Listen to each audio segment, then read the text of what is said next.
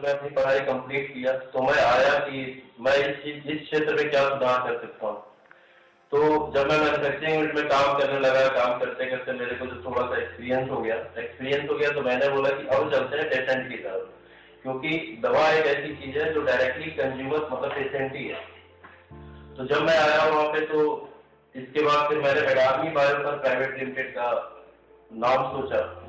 मेडार्मी बायोकर का मतलब ये हो गया मेडिसिन प्लस आर्मी। आर्मी का मतलब होता है स्ट्रेंथ।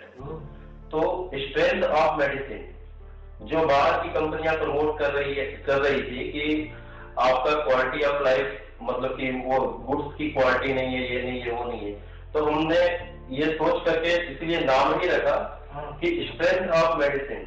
उसमें क्या हुआ कि जब हम लोग काम करने लगे तो बहुत तरीके से चीजें आई, बहुत प्रॉब्लम्स भी आए। तो हम लोगों ने क्या किया कि डायरेक्टली इनोवेशन की तरफ गए कि जो बाहर की एमएनसी कंपनियां करती हैं वो क्या करती हैं कि किसी भी दवा का ट्रायल कराती हैं।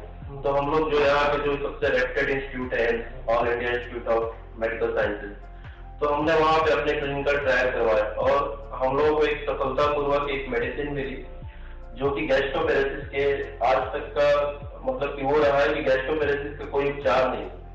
तो मेडार्मी बायोकर ने एम्स के डॉक्टर के साथ मिल करके और इस दवा का रिसर्च कंप्लीट किया।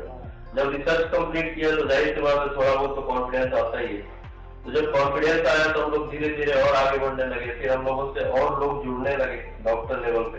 तो जब डॉक्टर लोग जुड़ने लगे तो किसी ने बताया कि थ्रोम्बोसाइटोपिनिया का कोई ट्रीटमेंट नहीं है, CIA कीमोथेरेपी इंड्यूस्ड एलोपैथिया का कोई ट्रीटमेंट नहीं है। तो अभी मैं और मेरी टीम पूरी जो है ऐसे डिजीज पे काम कर रही है जिसका कोई ट्रीटमेंट नहीं है। हमारे देश में ट्रीटमेंट नहीं है या भी बना ही नहीं।